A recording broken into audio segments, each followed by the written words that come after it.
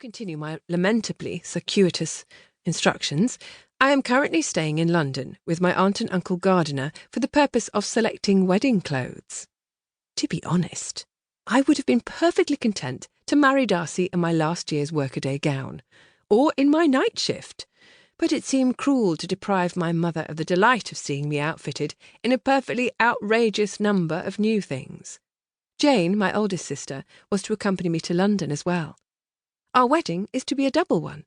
Jane and Mr. Charles Bingley are to be married on the same day Darcy and I are wedded.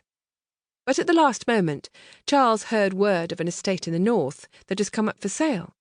The place is not so very far from Pemberley, where Darcy and I will live, and it sounds ideal in practically every regard.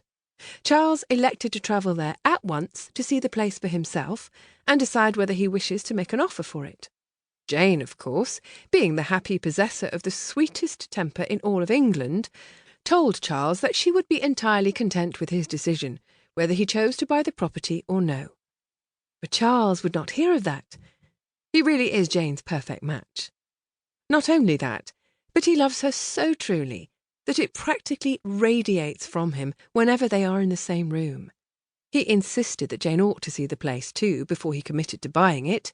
After all, it would be her home as well. So they have gone off on a hurried journey to the north, properly chaperoned by Charles's sister, Mrs. Hurst. I told Jane that Mrs. Hurst's presence was the only part of the arrangement that made me pity her a bit, but Jane is too sweet-tempered to mind even Charles's slightly dreadful sister. I hope that the estate in the north is as charming as the estate agent claimed it to be. It almost seems like too much happiness to think of myself living at Pemberley with Darcy, and Jane and Charles settled not far away. I had to break off writing earlier. My little cousins, Aunt and Uncle Gardiner's children, came bursting into the room. There are 4 of them: Anna and Charlotte, who are 7 and 9, and Thomas and Jack, ages 3 and 5. They're all so utterly adorable that I was forced to drop all other considerations and play at spillikins and hunt the slipper with them. Then it was time to dress for dinner.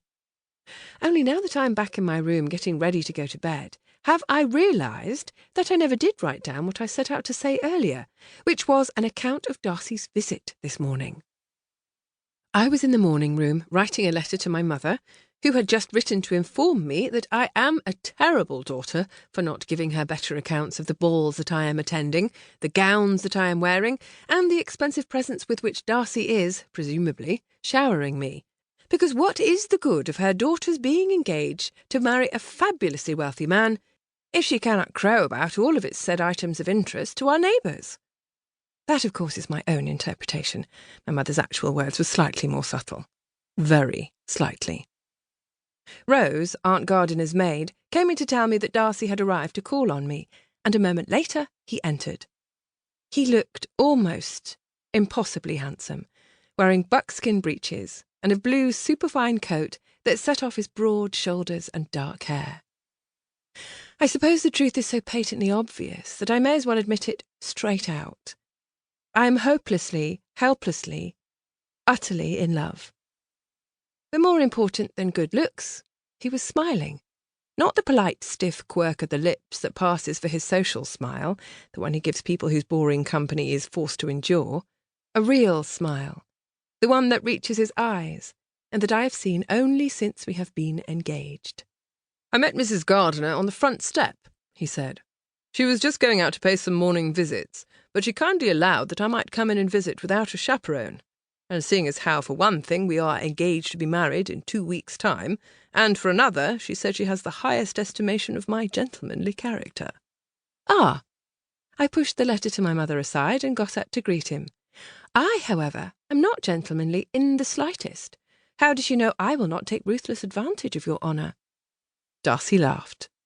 Until we were engaged, I had never heard him laugh before either. Actually, there was a time in our acquaintance when I would have believed him utterly incapable of laughter. "I shall resign myself to being thoroughly compromised." The way he looked at me then, his dark eyes somehow at once wondering and tender and filled with need, stopped my breath and made my heart feel as though it were expanding inside my chest. The morning room, the noise of carriages...